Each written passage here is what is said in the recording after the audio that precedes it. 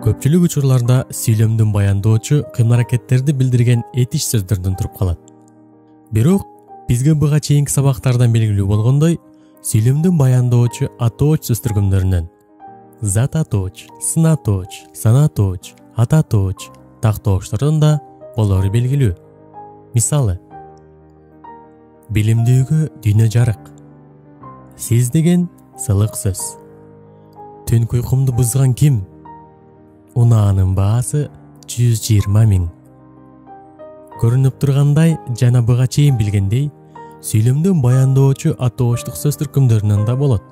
Тактап айтканда, баяндоочтор бир гана эмне кылды, эмне кылат, эмне кылып жатат деген суроолорго эле эмес, ким, эмне, качан, кандай, канча деген өңдүү суроолорго жооп болуп түшөт.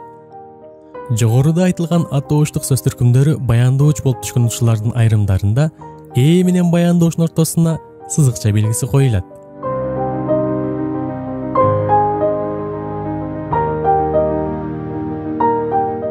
Биринчи. Эгерде сүйлөмдүн ээси да заттык маанини билдирген сөз, баяндоочу да заттык маанини билдирген сөз болсо, аралары сызыкча менен ажыратылат. Менин өлкөм Кыргызстан. Ысык көл Кыргыз бермети. Атым Адилет. Кыймыл-аракет бул ден соолук. Энелер бул ааламды сактап туруучу жалгыз нур. Ырыс алды ынтымак. Биринчи сүйлөмдүн ээси өлкөм, баяндоочу Кыргызстан.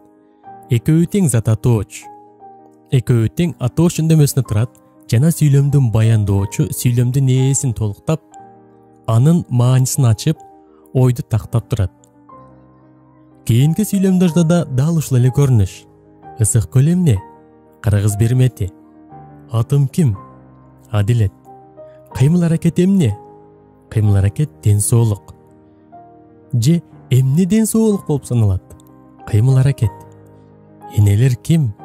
Энелер нур. Сүйлөмдөрдүн баарынын ээси дагы, баяндоочу дагы зат атооч сөз түркүмүнөн болуп, атооч үндөмөсүндө турушат. Ошондуктан аралары сызыкча белгиси менен ажыратылды. Экинчи. Эгерде сүйлөмдүн ээси ат атооч болуп, баяндоочу атооч үндөмөсүндөгү зат атооч болсо, араларына сызыкча белгиси коюлат. Бул менин китебим. Ал Алатоонун эркин учкан шумкары. Бул жерде сүйлөмдүн баяндоочтору атооч үндөмөсүндө турган зат атооч сөздөр. Ал эми баяндоочу болсо, атооч үндөмөсүндө турган ат атоочтор болду. Ошондуктан сызыкча белгиси коюлду. Үчүнчү. Эгерде сүйлөмдүн баяндоочу атооч үндөмөсүндөгү ат атоочтор болуп, ээси заттык маанини билдирген сөздөр болсо да, аралары сызыкча белгиси менен ажыратылат. Бир жумадан бери бүтүрө албай жаткан ишим ушул. Түнү менен уйку бербей телефон чалган адам мен. Төртүнчү. Ошондой эле, эгерде сүйлөмдүн ээси да, баяндоочу да эсептик сандар болсо, араларына сызыкча белгиси коюлат.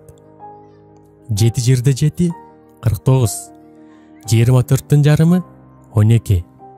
Албетте, ээ менен баяндоочунун арасына сызыкча белгисинин коюлушунун дагы башка жолдору абдан көп.